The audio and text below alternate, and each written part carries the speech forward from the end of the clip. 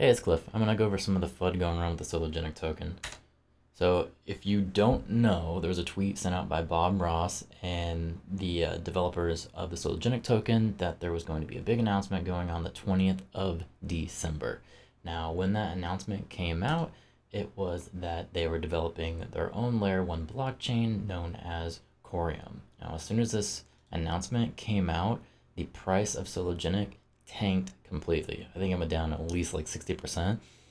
So some of the reasons the price went down, it was going around that the developers were selling off their share of the token and they were using that money to fund the new Coreum token. Now that was found not to be true. At least there's no proof anywhere that it happened. I personally don't believe that was the reason.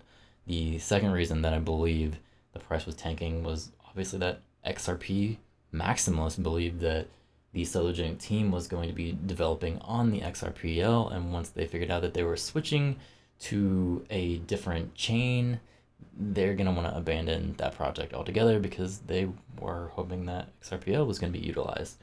Now, there was a little bit more FUD going around saying that they were completely abandoning the Sologenic token, but that was just proven to be completely false. So, how this is going to work. Basically, they're going to take a snapshot of the Sologenic tokens that you have, and there's going to be 13 snapshots in total. They're going to do the snapshot randomly once a month, and at that point, they are going to issue you the core token. So that brought more questions from the XRP community. Why did they need this? Why do they need to have a new layer 1 chain? Isn't XRP developed for everything? There was a rumor going around that they wanted to use smart contracts, but people from the XRP community are thinking that, well, clearly we're developing smart contracts. But basically what it came down to is that the technology of the XRPL didn't have enough innovation for the Sologenic team, and at that point they wanted to create their own.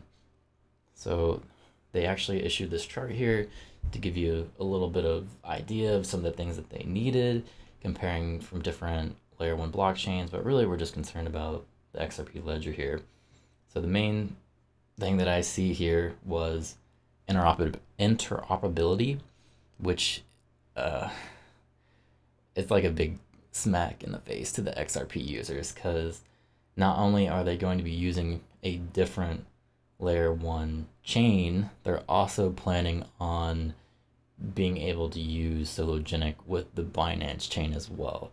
So for XRP maximalists, it's kind of like learning that your boyfriend or girlfriend cheated on you, and they're also telling you that they plan on sleeping with someone else. So I kind of understand their frustrations.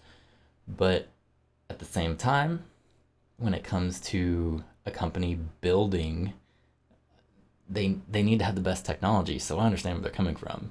So moving on from that, there's also going to be DeFi on the Coreum chain, which isn't on the XRPL. So the pros to that is that you'll be able to stake your Sologenic and earn passive income, which is always great. There's another thing here. It didn't have distributed cloud computing and storage, but that's not too big of a deal. Now, I'm not an XRP maximalist, so personally I don't really mind. I look at it this way.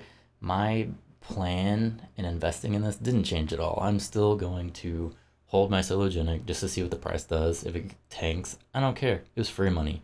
And as I hold my Sologenic tokens, I'm going to earn Coreum as well, which is another chance at another maybe big blockchain that's going to make me money. And so I'm completely okay with it. So we, as XRP holders, we now have Flare, Songbird, we have Sologenic coming, we got Coreum. Surely one of these is going to make us money, and we did very little to earn them, so can't really have too many complaints. So let me know what you guys think down below in the comments, and hopefully you enjoyed this video.